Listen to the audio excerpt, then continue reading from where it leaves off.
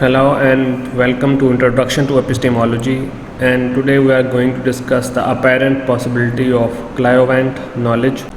What we have discussed before, there are two main statements. One is all knowledge is the least justified true belief, which we already discussed in our previous discussions, and then that the justified true belief does not make the knowledge.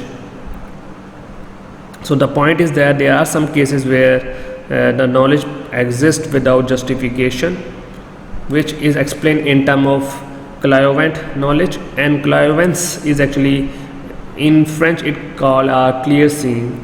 So it means that the information get in certain circumstances is considered as extrasensory perceptions, because they are not getting the information or knowledge from the perception, or they are not getting from the senses, or not any reasoning, but because of the extrasensory perception, which is also used by spiritualists.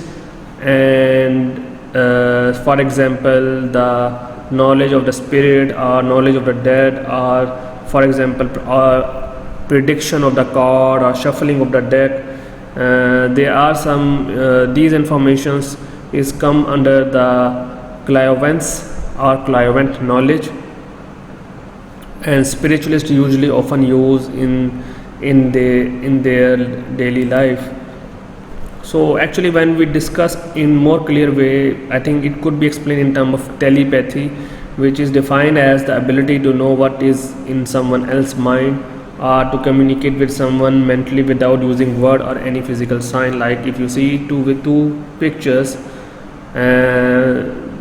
mind reading is very common example in telepathy and clairvoyance, where the mind readers, without using any sensors, any sensory information or any reasoning, they are getting some knowledge.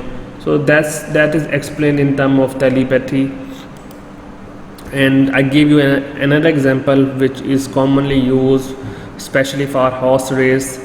That for example, if someone is always get on the right spot, and someone bet which horse will win the track. So in these cases, the person that who is going to bet, he may not look on the animal, but he randomly tell, okay, this horse will win the race. So how can we explain them? Most people use different terms, but the common term we use is the sixth sense. I mentioned is that, do we call it as sixth sensory? So the commonly used word is sixth sense, that someone is telling the horse which horse will going to win the race. So that is commonly explained in terms of telepathy as well, or fortune tellers are also the example in these cases. So the point is that, if for example, if someone is keeping the record in horse telling, or note the forecast, then that's obviously that does not come under clairvoyance, because we have the justifications. But actual clairvoyance is such information that person does not keep any record, or he does not forecast, he does not note anything. So this is come under the clairvoyance, because I mentioned in the last statement, like perhaps we may assume that as may be thought of essential in that case, that he has no good justification for thinking he is not reliable or justified. So actually, in the case of clairvoyance, we don't have any information. We don't have any information from the justification, or from perception, or from the noting the forecast, but still the person get the target, and person achieve the right answer, because in this case there is no justification and the thing is not justified. And we already discussed in the definition that knowledge is the least justified true belief. So in the case of clairvoyance, the information is not justified, and information is not also reliable, but still if the person forecast appropriately, it could come under clairvoyance. So actually the clairvoyance is the casual information that a person is getting without any justification, and actually it was based upon certain experience and perception that is responsible to give some information. Because there is no reasoning. The information that person is getting from some certain experiences and from, we can call it as predictive belief, because they are not justified, but there is the element of prediction of certain event. Like the example I give you in the next slide about Nostradamus. If you open this link given below, there are several Nostradamus predictions, and these predictions come under clairvoyance.